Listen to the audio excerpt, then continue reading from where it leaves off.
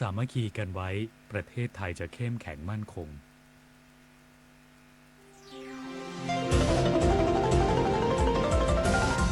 วิทยุแห่งประเทศไทยให้ความรู้คู่ความสุข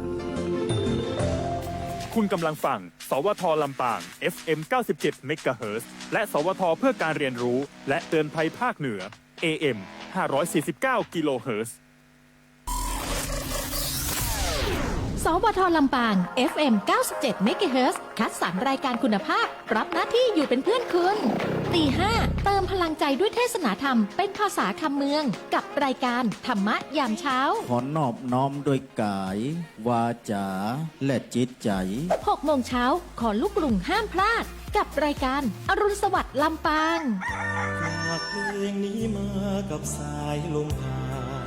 8 โมงอัปเดตข่าวสารอย่างสนุกสนานทุกวันจันทร์ถึงพฤหัสบดีกับรายการข่าวสารบ้านเฮาวันศุกร์ติดตามเรื่องเล่าจากพ่อเมืองลำปางกับรายการผู้ว่าพบประชาชน 10 โมงรณรงค์ขับขี่ปลอดภัยสร้างวัฒนธรรมที่ดีในการใช้รถใช้ถนนกับรายการสัญจรปลอดภัยบ่าย 2 โมงสัมผัสเสน่ห์ศิลปะวัฒนธรรมซอฟต์พาวเวอร์กับรายการสื่อศิลป์ถิ่นล้านนา5 โมงเย็นติดตามข่าวสารจากองค์การบริหารส่วนจังหวัดลำปางกับรายการร่วมคิดร่วมใจก้าวไปกับอบจ.ลำปาง6 โมงเย็นฟังทั้งเพลงฟังทั้งข่าวสรุปข่าวเด่นประเด็นร้อนในรอบวันกับรายการรอบวันทันข่าวสวทลำปาง FM 97 เมกะเฮิรตซ์ คลื่นนี้ที่หนึ่งในใจคุณ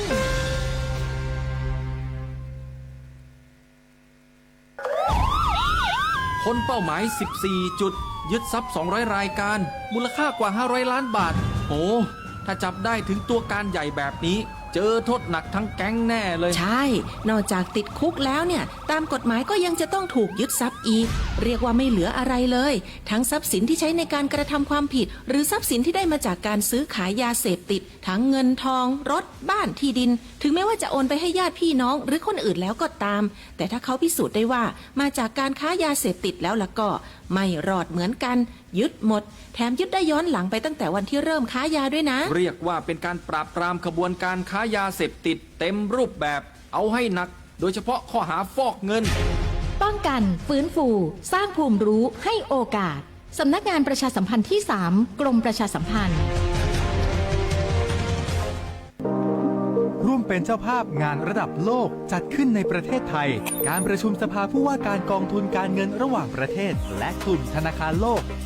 12-18 ตุลาคมณศูนย์การประชุมแห่งชาติสิริกิติ์ด้วยแนวคิดโลกทัศน์ใหม่ของไทยเพิ่มศักยภาพคนสร้างภูมิคุ้มกันในโลกที่ท้าทายมาร่วมเป็นส่วนหนึ่งของการประชุมครั้งประวัติศาสตร์เพื่อปรับตัวสู่อนาคตร่วมกันอย่างมั่นคงพวกเราข้าราชการไทยรวมหัวใจรับใช้ประชาชนด้วยความซื่อตรงที่ยากเย็นเพียงใดเรายังมั่นคงสร้างสรรค์สังคมเพื่อความสุขที่ยั่งยืนตลอดไป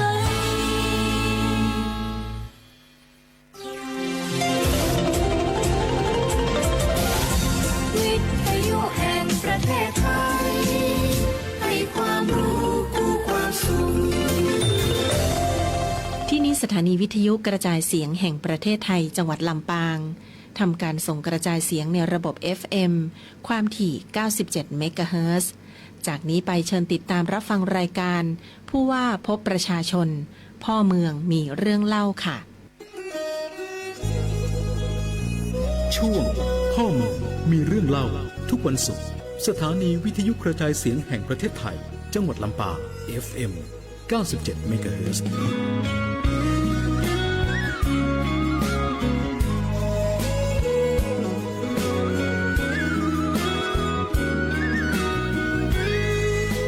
สวัสดีในเช้าของวันศุกร์วันนี้ค่ะ7สิงหาคม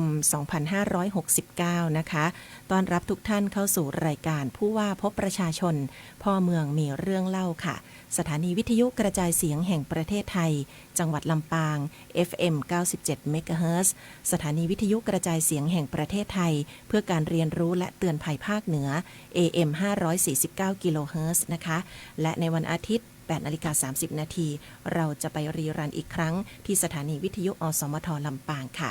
วันนี้กับรายการผู้ว่าพบประชาชนพ่อเมืองมีเรื่องเล่านะคะต้อนรับตั้งแต่เวลา 8 นาฬิกาถึง 9 นาฬิการวมไปถึงช่องทางออนไลน์ของเราด้วยค่ะดิฉันกาญจนาฟูปิงทำหน้าที่ดำเนินรายการนะคะวันนี้จะพาทุกท่านไปติดตามเรื่องเล่าจากท่านรองผู้ว่าราชการจังหวัดลำปางของเราช่วงนี้พร้อมแล้วที่ห้องส่งนะคะสวัสดีสำหรับท่านกฤษณพินิจท่านรองผู้ว่าราชการจังหวัดลำปางค่ะสวัสดีค่ะท่านรองค่ะสวัสดีครับท่านผู้รับชมและรับฟังรายการผู้ว่าพบประชาชนช่วงพ่อเมืองมีเรื่องเล่านะครับประจำวันที่7สิงหาคม2569ทุกท่านครับผมกฤษณพินิจครับรองผู้ว่าราชการจังหวัดลำปางครับค่ะวันนี้ออกอากาศสดเลยนะคะจากห้องส่งของเราที่สวทลำปางนะคะสำหรับท่านที่มีประเด็นข้อเสนอแนะหรือว่าจะร่วมพูดคุยกับทางรายการเราก็มีช่องทางออนไลน์เปิดไว้ให้ตอนนี้นะคะไลฟ์สดผ่านทางเพจสวทลำปางกรมประชาสัมพันธ์สำนักงานประชาสัมพันธ์จังหวัดลำปางและสวทเพื่อการเรียนรู้และเตือนภัยภาคเหนือค่ะสามารถส่งทุกความคิดเห็นทุกข้อความเข้ามาทักทายกันได้เลยนะคะเอาละค่ะสำหรับช่วงต้นรายการวันนี้นะคะติดตามประเด็นที่น่าสนใจจากท่านกฤษณพินิจท่านรองผู้ว่าราชการจังหวัดลำปางของเราซึ่งถือว่าสัปดาห์นี้มีงานสำคัญที่จะเกิดขึ้น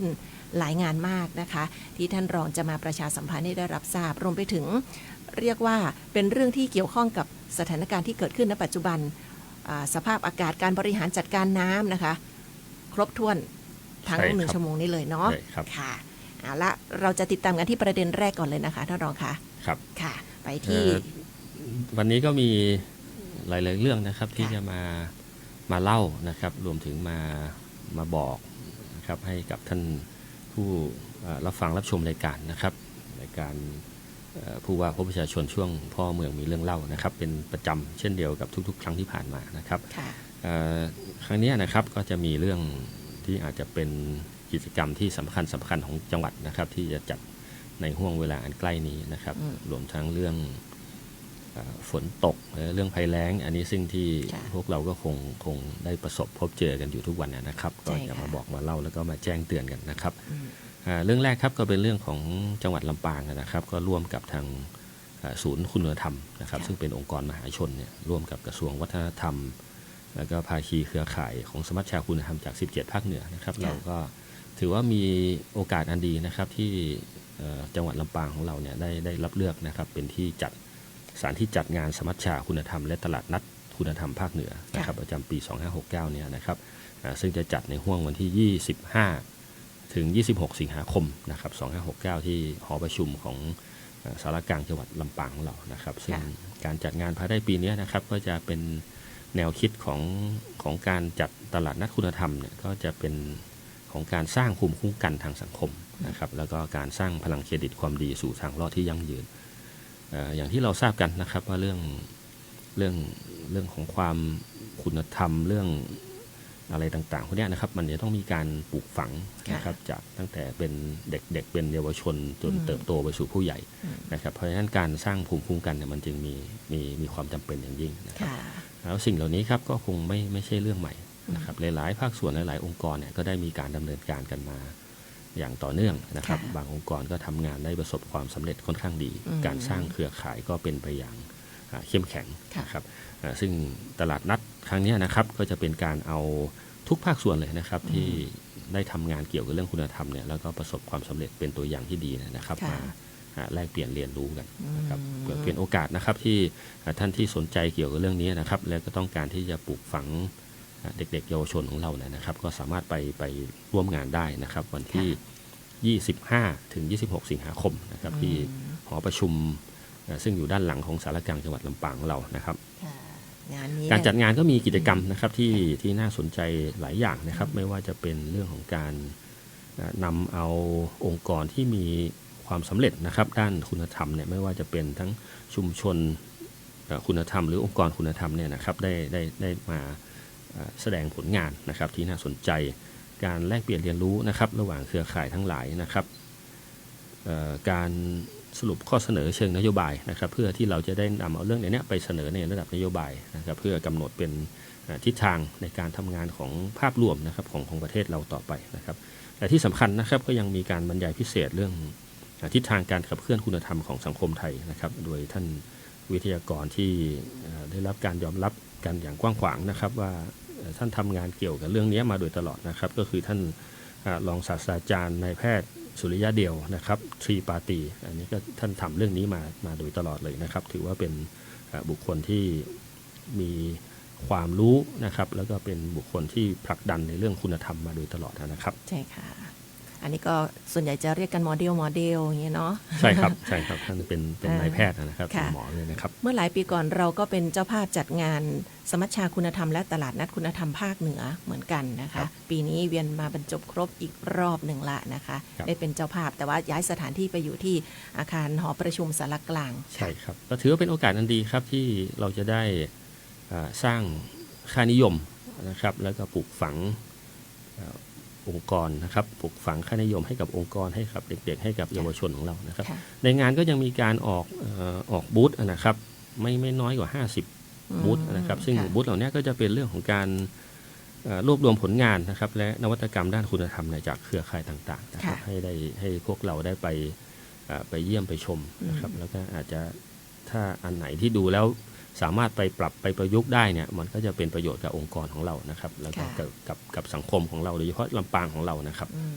เห็นจัดกันมาทุกภาคเลยนะคะใช่ครับภาคเหนือก็เลือกที่ลำปางเนาะถือว่าเป็นโอกาสอันดีนะครับของลำปางเราที่ผมได้นำเรียนไปนะครับแล้วก็จังหวัดลำปางของเราก็ยังเดินตามนโยบายที่บอกว่าลำปางเมืองคนดีมีคุณธรรมอันนี้ยังต่อเนื่องนะคะท่านรองค่ะยังทำอยู่ครับยังทำอยู่ครับก็ทำมาโดยตลอดนะครับใช่ค่ะก็เป็นวาระสำคัญที่เราจะร่วมกันนะคะขับเคลื่อนให้คนลำปางเนี่ยมีคุณธรรมในเรียกว่าทุกๆมิติซึ่งมันเป็นสิ่งที่มันอยู่ภายในเนาะแต่ว่าสามารถแสดงออกมาได้ด้วยพฤติกรรมหรือว่าความสงบสุขในบ้านเมืองเราอะนะคะใช่ครับสิ่งเหล่านี้มันต้องเริ่มจากตัวบุคคลนะครับถ้าตัวบุคคลทุกคนเรายึดมั่นในหลักคุณธรรมเนี่ยเราก็สามารถขยับขยายไปสู่ในระดับองค์กรด้วยได้นะครับอันนี้ก็จะถือว่าเป็นการทำงานนะครับของทุกภาคส่วนเลยนะครับกิจกรรมมีต่อเนื่อง2วันเลยถ้าไหนที่สนใจก็เชิญไปติดตามกันได้เลยนะคะ 25-26 สิงหาคมค่ะเอาละนี่ก็คืองานสมัชชาคุณธรรมและตลาดนัดคุณธรรมภาคเหนือในปีนี้นะคะสร้างภูมิคุ้มกันทางสังคมด้วยพลังเครดิตความดีสู่ทางรอดที่ยั่งยืนนะคะเขาใช้คำเก๋เหมือนกันนะคะว่าพลังเครดิตความดีอย่างนี้เนาะใช่ครับค่ะทำความดีเยอะๆจะได้มีเครดิตกันเยอะๆนะคะรายการผู้ว่าพบประชาชนพ่อเมืองมีเรื่องเล่าค่ะ 8:14 น.เราไปต่อนะคะครับผมอีกหนึ่งประเด็นค่ะอันนี้พี่น้องประชาชนให้ความสนใจมากเลยทีเดียวเพราะว่าเป็นเรื่องที่เกี่ยวข้องกับเรียกว่าก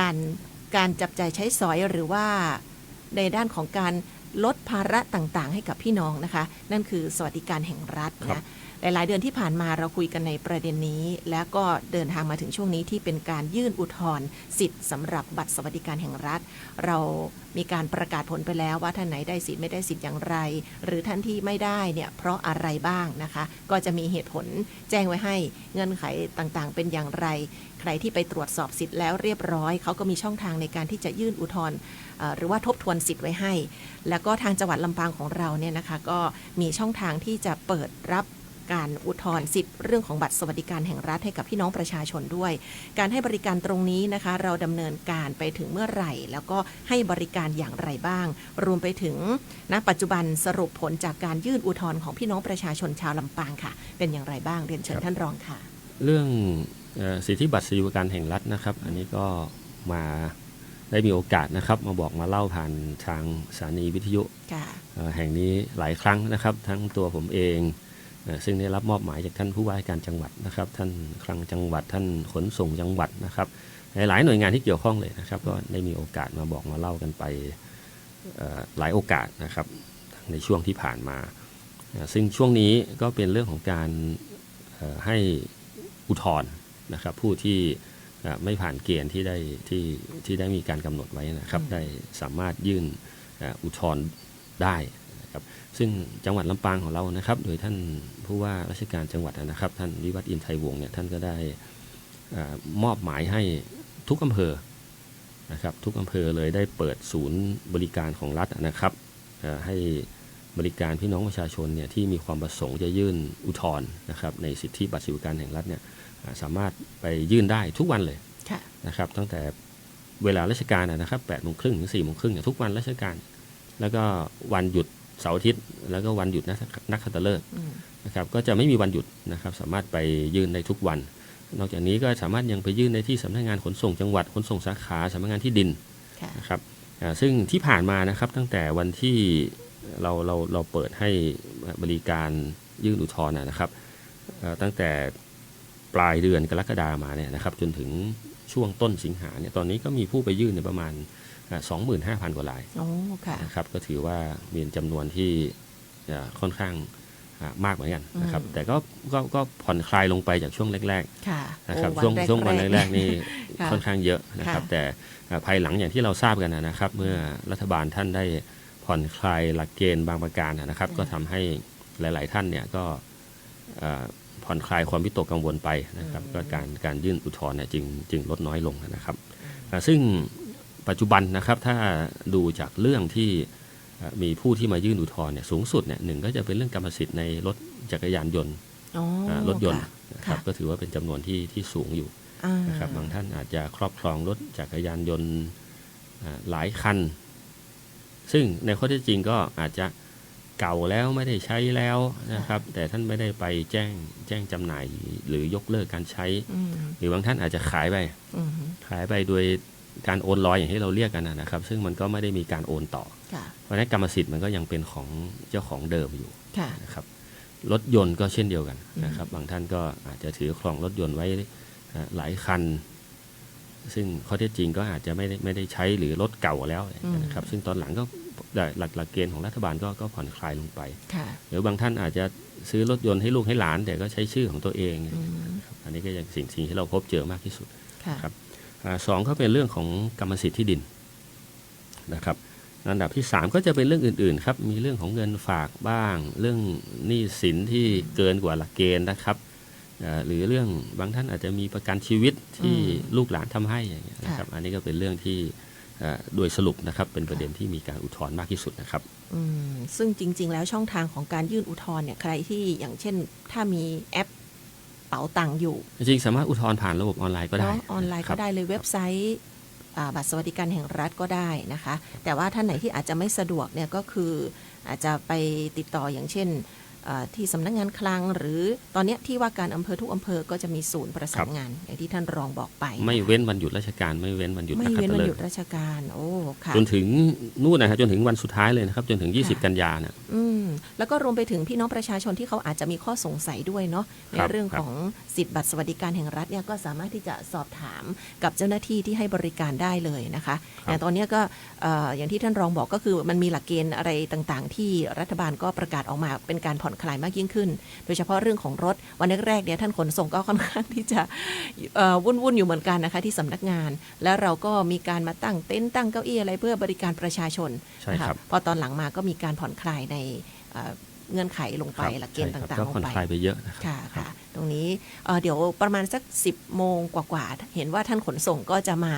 จัดรายการอยู่เหมือนกันนะคะก็น่าจะคุยกันเรื่องนี้ครับผมได้พูดถึงรายละเอียดนะครับค่ะใช่ค่ะในส่วนตัวผมเองนะครับก็ได้มีโอกาสไปพูดไปคุยกับพี่น้องที่ท่านมายื่นอุทธรณ์นะครับก็ได้มีการสอบถามว่าทำไมถึงมายื่นท่านไม่ยื่นผ่านระบบออนไลน์นะครับหรือไม่ยื่นผ่านกำนันผู้ใหญ่บ้านซึ่งในลำปางของเราเองนะครับท่านนายอำเภอทุกอำเภอเนี่ยท่านก็วางระบบไว้นะครับว่าให้กำนันผู้ใหญ่บ้านเนี่ยก็รับเรื่องได้นะครับรับเรื่องแล้วก็เอามาส่งต่อที่อำเภอพี่น้องประชาชนก็ไม่จำเป็นต้องเดินทางมาด้วยตนเองนะครับแต่จากที่สอบถามหลายๆท่านนะครับว่าทำไมไม่ยื่นในระบบออนไลน์เนี่ยท่านก็เหมือนต้องการความมั่นใจใช่ค่ะใช่ค่ะได้มาพูดมาคุยกับเจ้าหน้าที่แล้วก็มีการยื่นเอกสารที่ให้เห็นกันต่อหน้านะครับว่ามีการรับไปเนี่ยท่านก็ค่อนข้างมั่นใจกว่าในระบบออนไลน์ซึ่งอาจจะกลัวว่ายื่นไปแล้วไม่มีใครรับอะไรหรือยังไงนะครับเท่าที่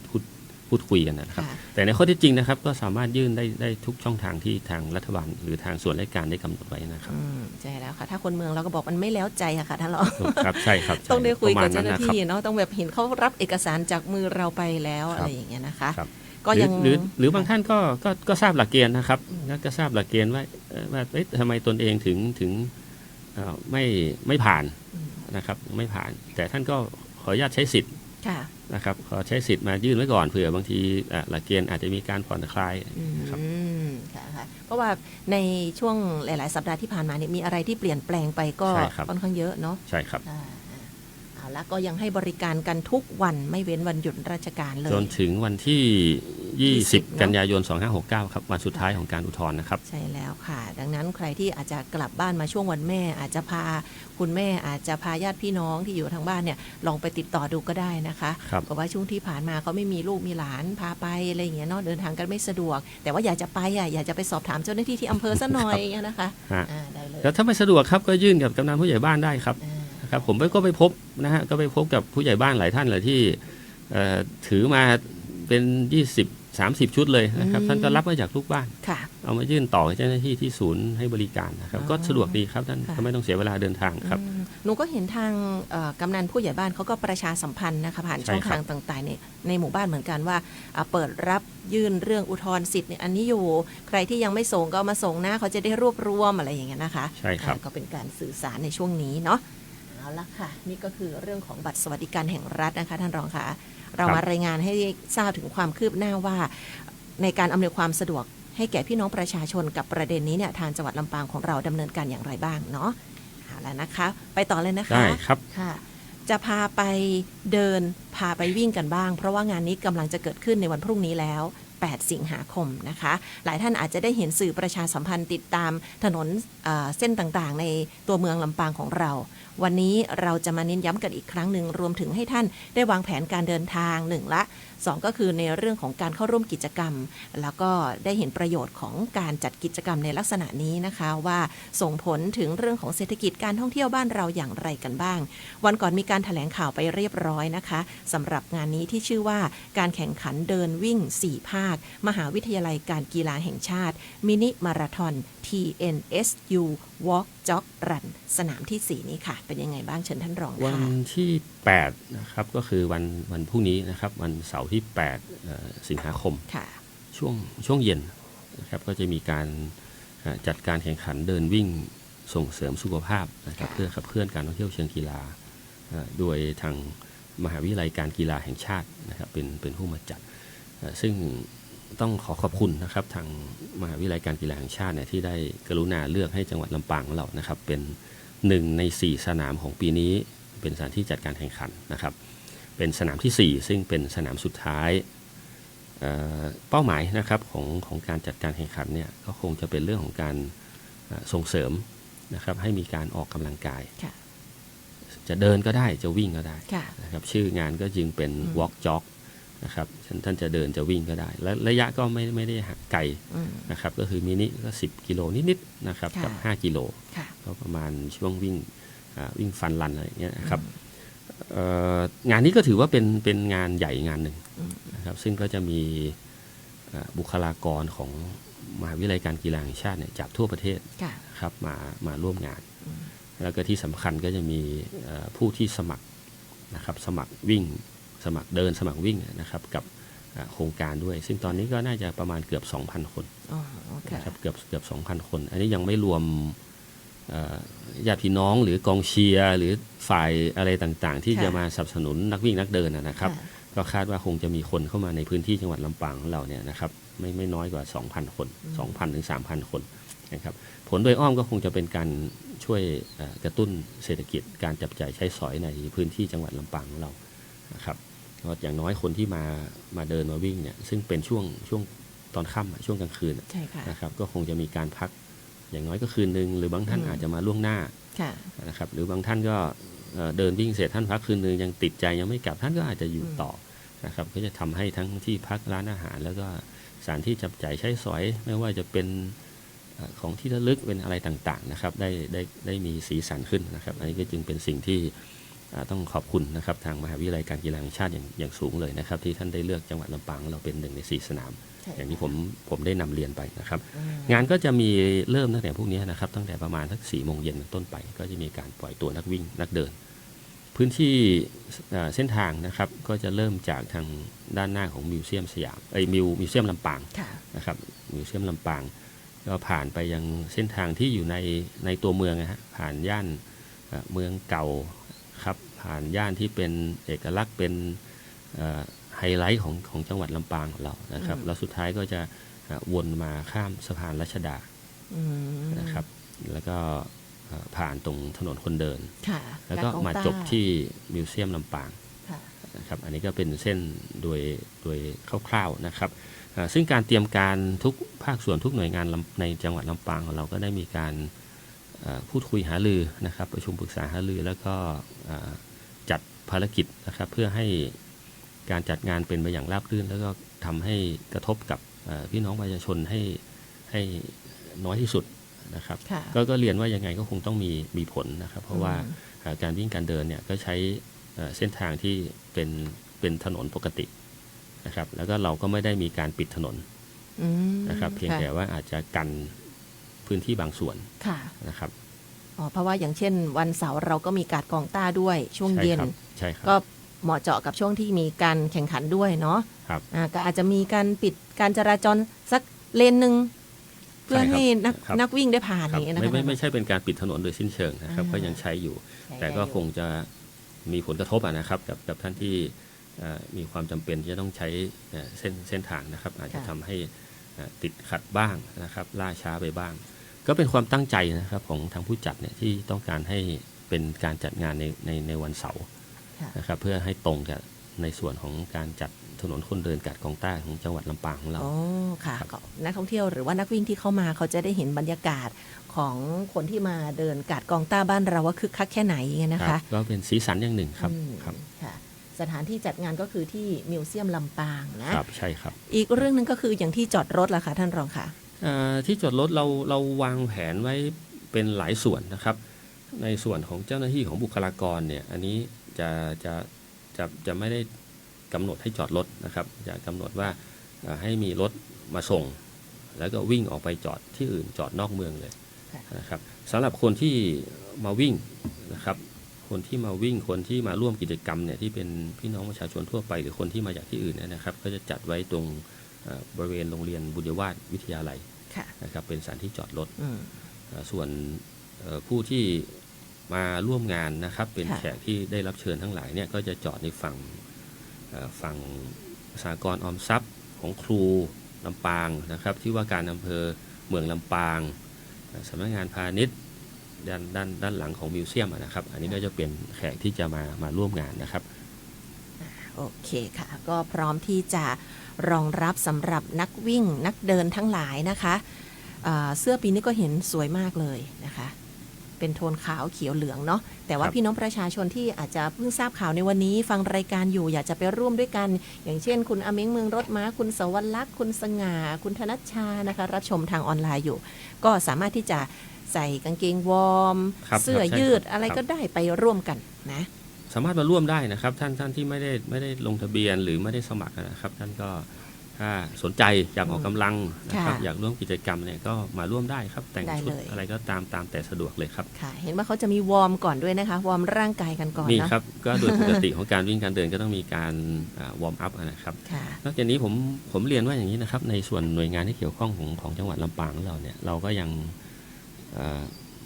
เรื่องของการวางแผนที่ผมได้นำเรียนไปนะครับมันก็มีส่วนหนึ่งที่เป็นเรื่องของการจำหน่ายการขายของที่ระลึกด้วยนะครับในบริเวณมิวเซียมสยามมิวเซียมลำปางเนี่ยขอโทษครับมิวเซียมลำปางก็จะมีการออกบูธในการจำหน่ายสินค้าที่ระลึกที่เป็นสินค้าประจำจังหวัดที่มีชื่อเสียงประจำจังหวัดของลำปางเราด้วยนะครับดีเลยค่ะแล้วก็เห็นบอกอย่างเช่นทางภาคเอกชนเขาก็แนะนำว่าเราก็มีการคัดแยกขยะอะไรด้วยใช่ไหมคะครับใช่ครับในส่วนของภาคเอกชนนะครับไม่ว่าจะเป็นทางหอการค้าหรือสภาอุตสาหกรรมนะครับแล้วก็ได้มีการพูดคุยกันว่าสิ่งใดนะครับที่เราจะสามารถอำนวยความสะดวกให้กับผู้มาร่วมงานได้นะครับอันนี้เราก็ยินดีนะครับไม่ว่าจะเป็นที่พักเป็นร้านอาหารนะครับส่วนเรื่องการดูแลรักษาความสะอาด ของสถานที่จัดงานนะครับว่าจะเป็นสถานที่ปล่อยตัวตามเส้นทางอันนี้ก็มีการวางแผนไว้แล้วนะครับจะไม่ให้เกิดผลกระทบหรือให้มีผลกระทบที่น้อยที่สุดนะครับพยายามจะรักษาความสะอาดให้มากที่สุดนะครับค่ะนี่ก็คืองานใหญ่ที่พี่น้องเราชาวลำปางจะได้เปิดบ้านต้อนรับนะคะสำหรับนักวิ่งนะคะแล้วก็ผู้ที่รักสุขภาพทั้งหลายนะครับพรุ่งนี้แล้ว8สิงหาคมนะคะก็เชิญชวนครับเชิญชวนพี่น้องชาวลำปางแล้วนะครับเราร่วมเป็นเจ้าบ้านในการต้อนรับผู้มาเยือนที่จะมาร่วมงานเดินวิ่งเพื่อสุขภาพนะครับ Walk Jog Run เนี่ยนะครับกระตุ้นเศรษฐกิจเรียกว่าโอ้โหทุกส่วนเลยนะคะมาไม่มีรถก็ต้องเช่ารถละนะจะรถยนต์รถมอเตอร์ไซค์ก็ว่าไปที่พักร้านอาหารร้านขายของฝากของที่ระลึกนะคะครบถ้วนเลยทีเดียวครั้งนี้ค่ะกระตุ้นเศรษฐกิจแล้วก็การท่องเที่ยวแบบเชิงสุขภาพบ้านเรานะคะช่วงนี้ 8:31 นาทีขออนุญาตพักกันครู่หนึ่งนะคะท่านรองค่ะเดี๋ยวเราจะไปติดตามกันในช่วงหน้าเป็นประเด็นเรื่องของการเตรียมความพร้อมการป้องกันและแก้ไขปัญหาอุทกภัยและก็ภัยแล้งกันบ้างเนาะค่ะรวมไปถึงมาแสดงความยินดีกับหน่วยงานที่ได้รับการรับรองมาตรฐานบริการนะคะเขาเรียกว่าศูนย์ราชการสะดวกเนี่ยมีรายนามใครบ้างนะคะเดี๋ยวเราจะมาติดตามเนาะค่ะช่วงนี้พักกันสักครู่หนึ่งผู้ว่าพบประชาชนพ่อเมืองมีเรื่องเล่าค่ะองค์การบริหารส่วนจังหวัดลำปางขอเรียนเชิญทุกท่านมาเที่ยวชมงานลำปางฟรุตแฟร์ครั้งที่2นะคะปีนี้เราจัดกันที่สวนสาธารณะหนองกระทิงเหมือนเดิมจัดวันที่8ถึง10สิงหาคมที่จะถึงนี้นะคะตั้งแต่8โมงเช้าถึงบ่าย2โมงเลยทีเดียวก็ขอเชิญทุกท่านนะคะมาเยี่ยมชมช็อปชิมผลไม้หลากหลายนะคะซึ่งมีมาร่วมงานนับร้อยตันเลยทีเดียวนะคะมีความหลากหลายมากตั้งแต่ทุเรียนเงาะเมลอนนะคะที่เราเห็นอยู่นี้ก็มาด้วยนะคะรวมทั้งผลไม้ที่ปลูกที่จังหวัดลำปางของเราครบถ้วนเลยนะคะนอกจากนี้ยังมีกิจกรรมบนเวทีนะคะเป็นกิจกรรมเสวนาทางวิชาการรวมทั้งการรังสรรค์เมนูที่มาจากผลไม้ข้างล่างนะคะก็จะมีกิจกรรมเวิร์กช็อปสำหรับเด็กและเยาวชนที่จะมาสร้างสรรค์งานศิลปะผ่านผลไม้ในงานด้วยนะคะโดยในงานนี้ได้รับความร่วมมือจากพาณิชย์จังหวัดลำปางนะคะสนับสนุนกล่องบรรจุผลไม้เพื่อที่จะส่งความสดอร่อยของผลไม้ลำปางไปยังจังหวัดต่างๆโดยไปรษณีย์ไทยถือว่าเป็นความร่วมไม้ร่วมมือระหว่างภาคีเครือข่ายหลายๆภาคส่วนที่มาช่วยกันสนับสนุนเกษตรกรผลไม้ของจังหวัดลำปางของเราค่ะขอเชิญชวนมาร่วมกันสนับสนุนพี่น้องเกษตรกรชาวสวนผลไม้จังหวัดลำปางของเราร่วมกันนะคะแล้วพบกันที่งานนะคะและที่สำคัญนะคะที่เมื่อสักครู่นี้อุบไว้ก่อนยังไม่ได้บอกตอนนี้ก็เลยพามาดูผลผลิตจากแปลงเกษตรสมาร์ทฟาร์มของศูนย์การเรียนรู้อบจ.ลำปางนะคะซึ่งมีตั้งแต่พืชผักสวนครัวรู้กินได้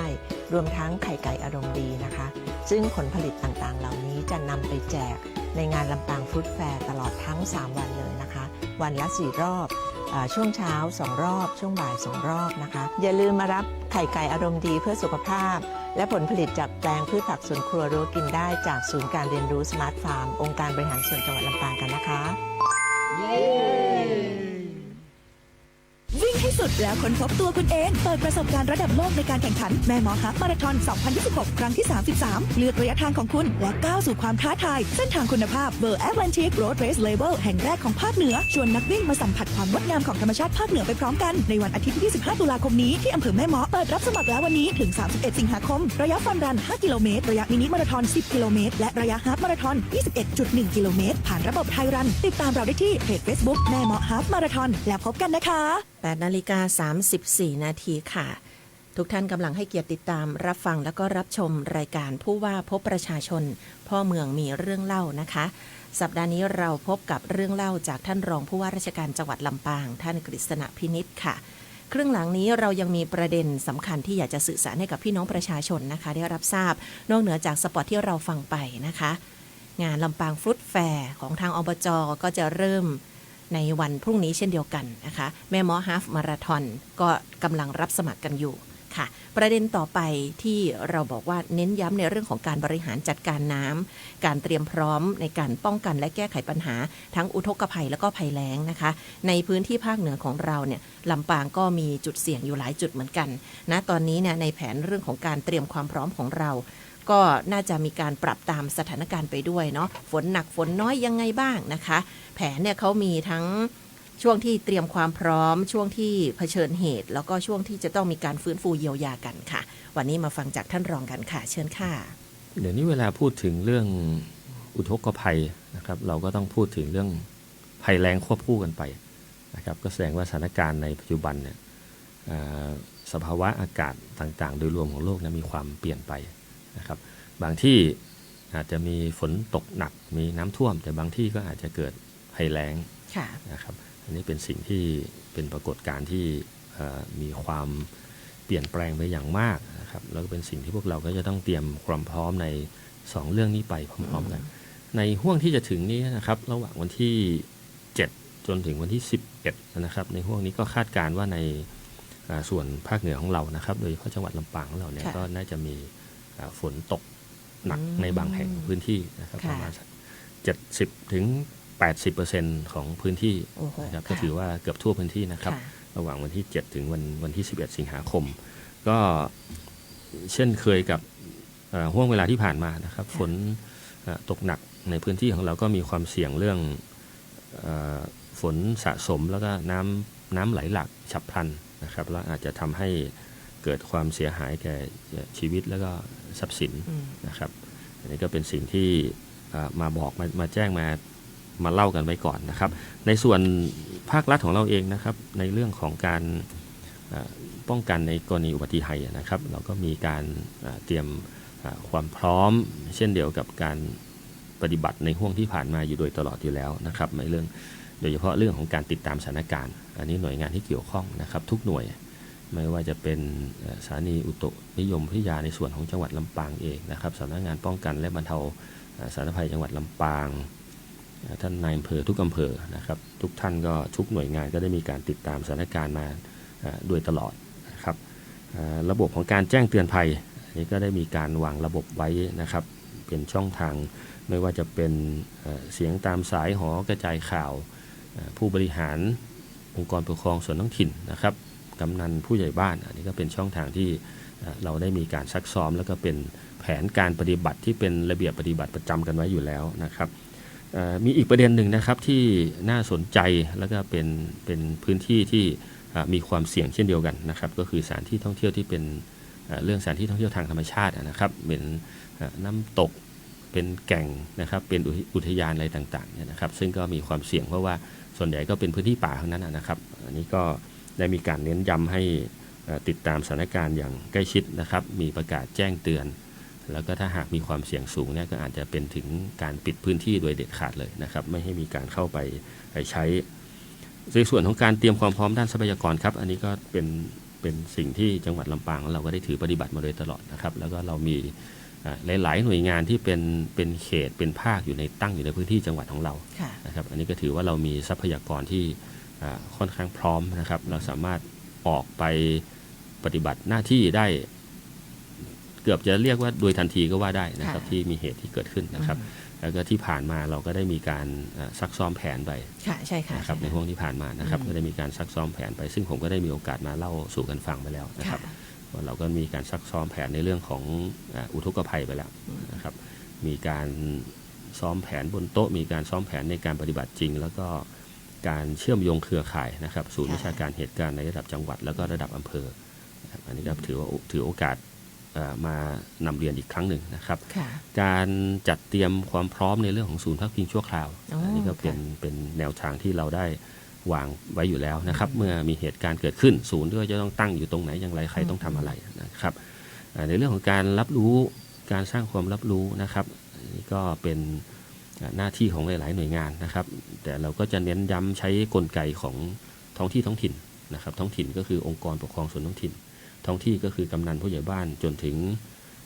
ผู้ช่วยแพทย์สารวัตรอะไรที่ท่านมีส่วนที่เกี่ยวข้องแล้วก็ถือว่าบุคคลเหล่านี้ก็มีความใกล้ชิดกับพี่น้องประชาชนมากที่สุดนะครับอันนี้ก็เป็นสิ่งที่มานำเรียนนะครับในเรื่องของอุทกภัยนะครับซึ่งก็ถือว่ามีความเสี่ยงอยู่นะครับใช่ค่ะช่วงก่อนนี้ท่านผู้ว่าเองท่านก็ไปดูไปสำรวจเลยว่าอย่างเช่นเครื่องจักรหรือว่าอุปกรณ์ต่างๆที่เราจะพร้อมลงไปค่ะลงไปช่วยเหลือพี่น้องประชาชนอย่างเช่นที่ศูนย์ปภ.เขต 10 ลำปางเนี่ย เป็นยังไงบ้างอย่างนี้เนาะ อย่างที่ผมได้นำเรียนไปนะครับว่าเรามีส่วนราชการที่เป็นศูนย์เป็นภาคเป็นเขตตั้งอยู่ในพื้นที่ของเรานะครับศูนย์ป้องกันและบรรเทาสาธารณภัยเขต10เนี่ยตั้งอยู่ที่ลำปางของเราเนี่ยนะครับซึ่งก็มีทรัพยากรเครื่องจักรเครื่องกลเครื่องไม้เครื่องมือแล้วก็บุคลากรที่มีความพร้อมในการดำเนินการเลยนะครับอันนี้ก็มีความพร้อมแล้วก็สามารถปฏิบัติได้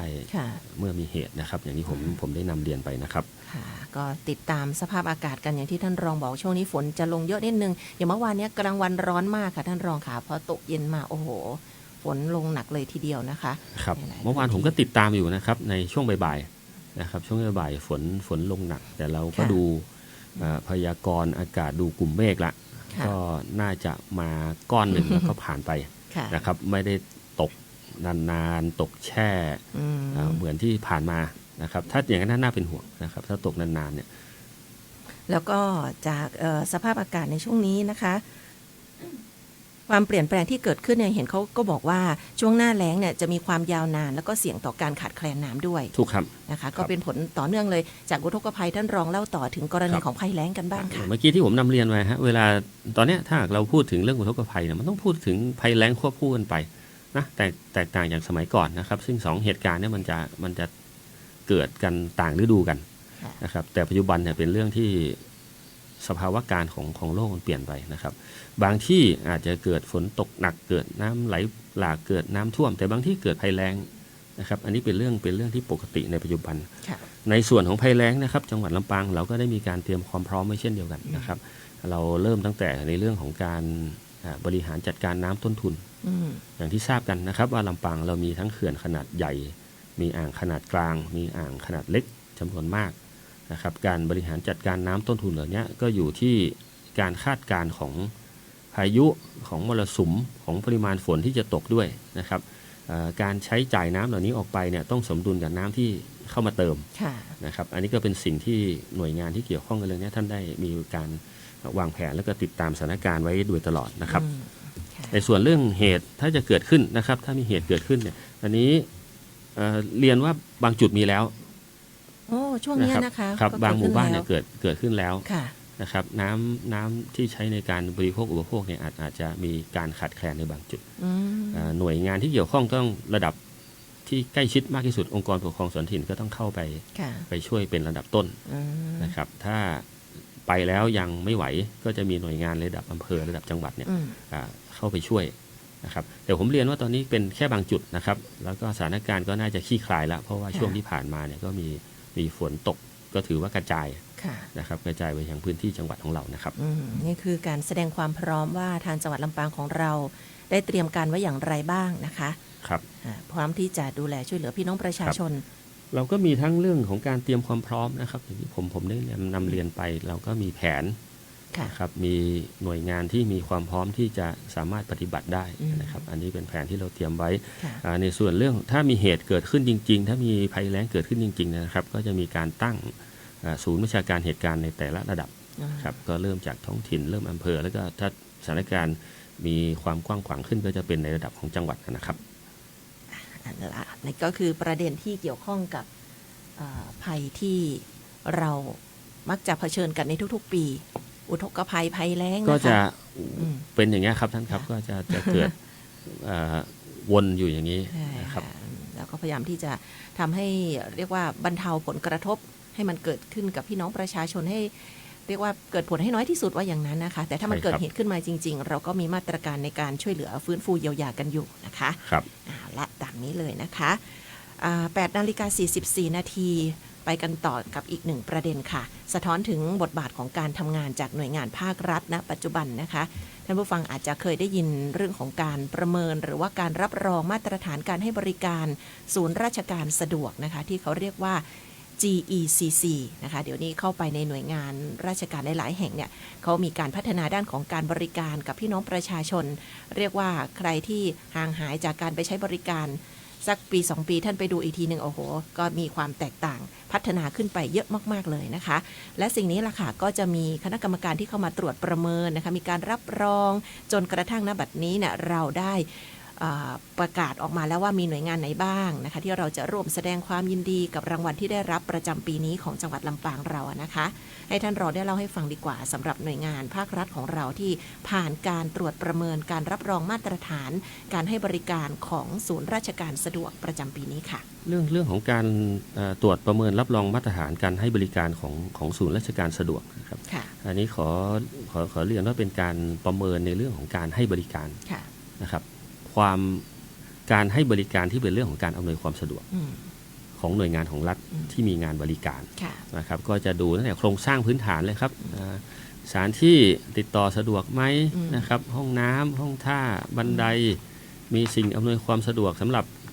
ผู้พิการหรือไม่นะครับหรือผู้ที่จำเป็นจะต้องได้รับสิ่งอำนวยความสะดวกต้องมีหรือไม่ป้ายบอกทางนะครับอันนี้ก็จะดูในเรื่องของความอำนวยความสะดวกในการให้บริการเป็นหลักอย่างนี้ซึ่งก็เป็นการประเมินที่ให้มาทุกปี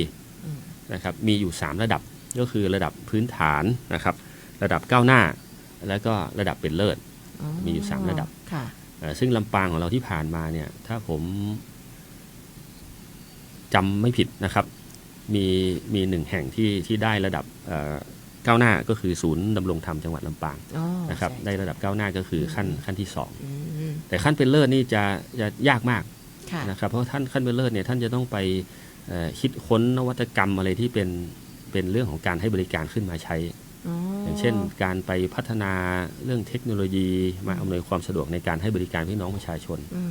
ซึ่งหน่วยงานในระดับจังหวัดของเราเนี่ยค่อนข้างจะทำได้ยากนะครับเพราะว่าการทำออกมาเนี่ยมันจะต้องคุ้มค่านะครับแต่หน่วยงานระดับกรมหรือระดับกระทรวงเนี่ยท่านทำแล้วท่านใช้ทั้งประเทศเนี่ยอาจจะมีความคุ้มค่าแต่เราทำเป็นเลิศแล้วเรามาทำใช้ในจังหวัดเดียวของเราเนี่ยมันอาจจะไม่คุ้มกับการที่ลงทุนเข้าไปนะครับเพราะงั้นที่ผ่านมาลำปางของเราก็จะมีระดับที่เป็นก้าวหน้าอาจจะมีมากกว่านี้นะครับแต่ที่ผมจำได้ก็คือศูนย์ดำรงธรรมจังหวัดลำปางของเรานะครับซึ่งการรับรองมาตรฐานเนี่ยก็จะมีอายุ3ปีนะครับครั้งหนึ่งก็จะมีผล3ปีแล้วก็ถ้า3ปีท่านก็ต้องประเมินใหม่นะครับปีนี้ก็เป็นที่น่ายินดีนะครับว่ามีหน่วยงานทั้งภาครัฐทั้งหน่วยงานและวิสาหกิจนะครับของจังหวัดลำปางของเราเนี่ยได้การรับรองในระดับพื้นฐานเนี่ยนะครับหลายๆหน่วยเลยนะครับหลายๆหน่วยเลยเพิ่มขึ้นมาที่ผ่านมาเราก็ได้รับรองทุกปีนะครับเพียงแต่ว่า3ปีเนี่ยท่านก็ประเมินใหม่3ปีประเมินใหม่เนี่ยนะครับที่ผ่านมาก็ได้รับการรับรองทุกปีก็จะดูอย่างนี้ครับในเรื่องของการเข้าถึงง่ายนะครับสิ่งอำนวยความสะดวกครบทุกด้านอย่างที่ผมนำเรียนไปครับว่าเข้าถึงง่ายติดต่อง่ายนะครับเดินทางสะดวกมีป้ายบอกทางนะครับมีพื้นที่จอดรถจัดภูมิทัศน์สถานที่สวยงามร่มรื่นนะครับน่าติดต่อราชการแล้วก็สามารถทุกคนไม่ว่าจะเป็นผู้สูงอายุผู้พิการบุคคลพิเศษเนี่ยก็สามารถเข้าถึงการบริการได้ก็หมายความว่ามันจะต้องมีทางลาดนะครับมีห้องน้ำมีช่องบริการเฉพาะสำหรับผู้ที่มีความจำเป็นนะครับมีความสะดวกรวดเร็วในการให้บริการนำเอาเทคโนโลยีมาใช้นะครับลดความยุ่งยากซับซ้อนไม่ต้องติดต่อหลายโต๊ะนะครับอาจจะไปคุยหรือทำติดต่อกับเจ้าที่คนเดียวก็สามารถจบได้นะครับมีช่องทางที่สามารถติดต่อได้24 ชั่วโมงอันนี้ก็ไม่ว่าจะเป็นเรื่องใช้ระบบเทคโนโลยีระบบออนไลน์มาใช้นะครับแล้วก็ประการที่สำคัญครับเจ้าหน้าที่หรือบุคลากรเนี่ยก็มีความตั้งใจในการให้บริการยิ้มแย้มแจ่มใสมี mindset ที่ดีนะครับที่สำคัญจะต้องมีองค์ความรู้ในงานบริการของตัวเองนะครับถามอะไรก็ต้องตอบได้แล้วจะให้ดีก็ต้องมากกว่างานของตัวเองด้วยต้องไม่ให้คำแนะนำได้ด้วยนะครับได้ให้ความบริการอย่างเต็มใจนะครับมีความตั้งใจในการให้บริการมีความโปร่งใสนะครับอันนี้ก็เป็นองค์ประกอบหลักๆนะครับเป็นเกณฑ์ของเขานะคะจะมีแบบนี้เลยก็ประเมินกันทุก3ปีนะคะอย่างศูนย์ดำรงอันนี้เป็นระดับพื้นฐานนะครับที่ผมได้นำเรียนไปแต่ถ้าเป็นระดับที่2เนี่ยระดับก้าวหน้าเนี่ยก็จะต้องเอาเป็นเรื่องของการเอาเทคโนโลยีมาใช้ในการทำงานแล้วนะครับส่วนระดับเป็นเลิศเนี่ยท่านจะต้องสร้างนวัตกรรมขึ้นมาเพื่อให้การบริการค่ะดังนั้นวันนี้เรามาร่วมกันแสดงความชื่นชมยินดีกับหน่วยงานในจังหวัดลำปางของเราที่ได้รับรางวัลในปีนี้ค่ะมีหน่วยงานไหนบ้างคะท่านรองคะขอเอ่ยชื่อเลยนะครับเพื่อเป็นการให้เกียรติหน่วยงานนะครับที่ท่านได้ตั้งใจทำงานนะครับแล้วก็ผ่านการรับรองมาตรฐานการให้บริการในระดับพื้นฐานเนี่ยผมเรียนว่าไม่ง่าย นะครับมีการตรวจเอกสาร ค่ะ นะครับต้องมีหลักฐาน มีการสอบถามผู้มาให้บริการและสุดท้ายก็จะมีการซักถามมีการสัมภาษณ์เลยนะครับทั้งหัวหน้าหน่วยงานและก็เจ้าหน้าที่ที่เกี่ยวข้องอันนี้ผมมีประสบการณ์โดยตรงนะครับเราก็ถูกประเมิน ถูกอะไรมาแล้วหลายครั้งนะครับก็เลยค่อนข้างจะพอทราบวิธีการนะครับก็เป็นเรื่องที่ไม่ง่ายนะครับปีนี้นะครับก็มีในส่วนลำปางของเรานะครับก็มีหน่วยงานที่ผ่านการประเมินนะครับก็คือสำนักงานคลังจังหวัดลำปางค่ะโอ้นี่ประชาชนติดต่อเยอะเลยสำนักงานสรรพสามิตพื้นที่ลำปางนะครับสาขาเมืองลำปางการไฟฟ้าส่วนภูมิภาคจังหวัดลำปางนะครับสำนักงานที่ดินจังหวัดลำปางสาขาเถินสำนักงานที่ดินจังหวัดลำปางสาขาแม่พริกที่ทำการปกครองอำเภอเมืองลำปางสำนักงานคุมประพฤติจังหวัดลำปางครับสำนักงานจัดหางานจังหวัดลำปางและก็สุดท้ายนะครับสำนักงานสวัสดิการและคุ้มครองแรงงานจังหวัดลำปางครับโอ้โหหลายหน่วยเลยทีเดียวนะคะประมาณ9หน่วยเนาะ9หน่วยในปีนี้นะคะแต่ที่ผมไม่ได้เอ่ยไปเนี่ยไม่ได้หมายความว่าท่านหน่วยเหล่านั้นไม่ได้ผ่านการประเมินนะครับท่านอาจจะผ่านการประเมินเมื่อปีที่ผ่านมาหรือปีที่ล่วงมาแล้วนะครับเพราะว่า3ปีเนี่ยประเมินครั้งหนึ่งครับมี3ปีมีการประเมินครั้งหนึ่งก็ขอให้หน่วยที่ได้รับรักษามาตรฐานนะคะแล้วก็ทำให้ดียิ่งขึ้นไปอีกเนาะก็ถ้าหน่วยเหล่านี้นะครับที่ผมเอ่ยชื่อไปเนี่ยท่านไปพัฒนางานให้ดียิ่งขึ้นนะครับแล้วอีก3ปีข้างหน้าเนี่ยท่านก็สามารถขอรับการประเมินในระดับก้าวหน้าได้นะครับไปตามลำดับนะครับค่ะโอเคนี่ก็คือการทำงานของภาครัฐที่เดี๋ยวประมาณวันที่18นี้ใช่ไหมคะเขาจะเข้าไปรับหน่วยงานเหล่านี้จะต้องไปรับรางวัลรับโล่นะครับเพื่อในการรับรองและตารับรองมาตรฐานเนี่ยจากท่านรองนายกรัฐมนตรีนะครับค่ะเดี๋ยวจะได้ชมภาพสวยๆกันนะคะเรียกว่าเป็นเกียรติเป็นประวัติที่ดีมากๆเป็นศักดิ์เป็นสีของหน่วยงานนั้นเลยนะคะในการให้บริการสำหรับรางวัลที่เราเล่าสู่กันฟังวันนี้ค่ะศูนย์ราชการสะดวกประจำปี 2569นะคะเอาละค่ะท่านรองค่ะเวลาท้ายรายการเรามีเหลืออีกสักประมาณ 5-6 นาทีพอที่จะประชาสัมพันธ์กันอีก1งานสำคัญที่กำลังจะเกิดขึ้นสิงหาคมนี้เช่นเดียวกัน21แล้วก็22สิงหาคมนะคะนั่นคือ Job Fair ลำปาง2026นะคะอันนี้นัดพบแรงงานเอาพูดง่ายๆภาษาบ้านเราก็คือนัดพบแรงงานค่ะท่านรองมีความน่าสนใจสำหรับงานในปีนี้อย่างไรบ้างเรียนเชิญค่ะสำนักงานจัดหางานจังหวัดลำปางนะครับร่วมกับหน่วยงานที่เกี่ยวข้องเนี่ยได้จะจัดงานนะครับ Job Fair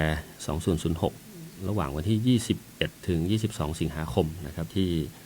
โรงเรียนบุญยวาทวิทยาลัยซึ่งในงานก็จะมีการนัดพบแรงงานนะครับมีตำแหน่งงานว่างไม่น้อยกว่า 2,000 อัตรานะครับให้กับท่านที่สนใจที่มองหางานนะครับหรือท่านที่อาจจะอยากเปลี่ยนงานนะครับเพื่อจะพัฒนา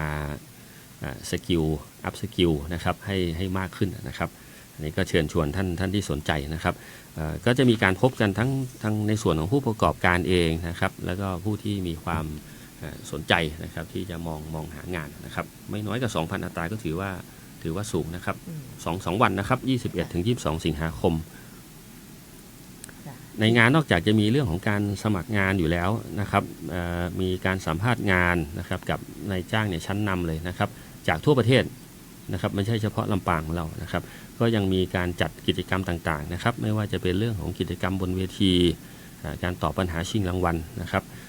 ที่สำคัญครับอันนี้ขาดไม่ได้เลยก็จะเป็นเรื่องของคลินิกของการค้นหาอาชีพเนี่ยก็เหมือนกับการแนะนำนะครับว่าถ้าคุณสนใจงาน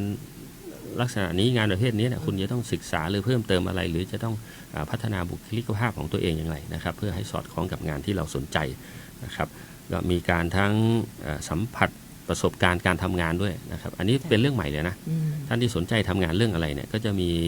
เหมือนกับการจำลองนะครับการทำงานเรื่องนั้นให้เราสามารถสัมผัสได้เองนะครับใช้แว่น VR นะครับบางทีเรารู้จักแต่ชื่อของอาชีพแต่เราไม่รู้ว่ารายละเอียดของงานเขาทำกันยังไงบ้างไงนะคะใช่ครับบางทีน้องๆที่เป็นจบใหม่ยังไม่มีประสบการณ์ในการทำงานเนี่ยท่านอาจจะน้องๆอาจจะสนใจอยากทำงานเรื่องนี้นะครับแต่ยังไม่ได้เคยสัมผัสจริงว่า งานเนี้ย พอไปทำจริงๆแล้วมันจะต้องใช้ทักษะใช้อะไรลักษณะงานเป็นยังไงนะครับก็เป็นโอกาสอันดีที่เราจะได้สัมผัสค่ะเห็นมีบริษัทชั้นนำหลายๆบริษัทเลยนะคะห้างร้านต่างๆเนาะมารออยู่แล้วนะคะดังนั้นก็บริษัทชั้นนำทั้งนั้นครับท่านที่อยากจะดูหาลู่ทางอย่างที่ผมนำเรียนไปนะครับอยากจะมองหาโอกาสในการทำงานหรืออยากจะเปลี่ยนงานเพื่อเปิดประสบการณ์นะครับอันนี้ก็เชิญชวนนะครับ2 วันค่ะทั้งงานในประเทศและต่างประเทศใครอยากไปทำงานเมืองนอกให้ถูกกฎหมายไปงานนี้เลยนะคะมีต่างประเทศด้วยนะครับค่ะนัดพบมีการพัฒนาทักษะด้วยใช่ค่ะ21 และ 22 สิงหาคมที่โรงเรียนบุญยวาสวิทยาลัยนะคะเอาละค่ะท่านรองค่ะมาถึงช่วงสุดท้ายของรายการอีกสักประมาณ3 นาทีค่ะท่านรองมีอะไรที่อยากจะฝากไปถึงท่านผู้ฟังทางบ้านอีกบ้างเชิญค่ะครับในช่วงนี้ก็คงไม่พ้นเรื่องอุทกภัยนะครับเมื่อกี้ก็ได้พูดกันไปแล้วนะครับว่าในช่วงระหว่างวันที่7เป็นต้นไปเนี่ยนะครับวันนี้พรุ่งนี้นะครับอีก 2-3 วันข้างหน้าเนี่ยในพื้นที่ลำปางของเราก็มีโอกาสที่จะมีฝนตกหนักนะครับแล้วก็ฝนกระจายไปยังทั่วจังหวัดนะครับเกือบ 80% ของพื้นที่เนี่ยก็ถือว่าสูงนะครับแล้วก็มีความเสี่ยงที่อาจจะเกิดฝนตกในพื้นที่เดียวซ้ำๆหรือที่เราเรียกกันว่าเรนบอมนะครับเหมือนกันในห่วงที่ผ่านมาเนี่ยอันนี้ก็รบกวนนะครับทางพี่น้องประชาชนท่านได้ติดตามข่าวสารนะครับจากแหล่งที่เชื่อถือได้ก็คือจากหน่วยงานภาครัฐนะครับจากองค์กรปกครองส่วนท้องถิ่นจากกำนันผู้ใหญ่บ้านนะครับจากเสียงตามสายเพื่อที่เราจะสามารถบริหารจัดการและก็วางแผนในการเผชิญกับปริมาณน้ำหรือประมาณฝนนะครับหรือความเสี่ยงจากอุทกภัยที่จะเกิดขึ้นนะครับค่ะระมัดระวังการอ่านการชมการแชร์ข่าวปลอมด้วยนะคะเพราะว่าหน้าน้ำมาปุ๊บเนี่ยเดี๋ยวก็จะเขื่อนแตกบ้างอะไรบ้างอย่างนี้เนาะมีมาอยู่ทุกปีผมถึงเน้นย้ำว่าจากแหล่งข่าวที่เชื่อถือได้นะครับเพราะบางครั้งการส่งต่อในโลกออนไลน์เนี่ยไม่มีที่มาแล้วก็ไม่มีที่ไปนะครับบางทีก็พิมพ์ตัวหนังสือ 4-5 บรรทัดด้วยแต่สร้างความแตกตื่นนะครับไม่รู้ว่าคืออะไรอันนี้ต้องเช็คให้ดีครับใช่แล้วค่ะนี่ก็คือความห่วงใยนะคะทั้งการเรียกว่ารับรู้เข้าใจแล้วก็เชื่อมั่นในข้อมูลข่าวสารของภาครัฐของเราด้วยนะคะในสถานการณ์ที่เราต้องเฝ้าระวังช่วงนี้ค่ะครบถ้วนนะคะติดตามจากสปท.ลำปางนะครับยอดเยี่ยมเลยค่ะท่านรองค่ะค่ะต้องขอบคุณมากๆเลยนะคะวันนี้ครบถ้วนนะคะท่านรองค่ะครับผมในทุกๆประเด็นที่เรานำเสนอกันผู้ว่าพบประชาชนพ่อเมืองมีเรื่องเล่านะคะก็ต้องขอบคุณทุกท่านที่เข้ามาติดตามรับฟังรับชมกันด้วยค่ะสัปดาห์หน้าในช่วงเวลา 8 นาฬิกาเราจะพบกันที่ห้องส่งแห่งนี้สวท.ลำปาง FM 97 เมกะเฮิรตซ์นะคะผู้ว่าพบประชาชนพ่อเมืองมีเรื่องเล่าต้องขอบพระคุณค่ะสำหรับผู้ร่วมรายการของเรานำหลายเรื่องเลยมาเล่าให้ฟังสัปดาห์นี้ท่านรองผู้ว่าราชการจังหวัดลำปางท่านกฤษณพินิจนะคะหมดเวลาลงแล้วค่ะดิฉันกาญจนาฟูปิงลาไปพร้อมกับท่านรองนะคะจนกว่าจะพบกันใหม่วันนี้สวัสดีค่ะสวัสดีครับช่วงพ่อเมืองมีเรื่องเล่าทุกวันศุกร์สถานีวิทยุกระจายเสียงแห่งประเทศไทยจังหวัดลำปาง FM 97 เมกะเฮิรตซ์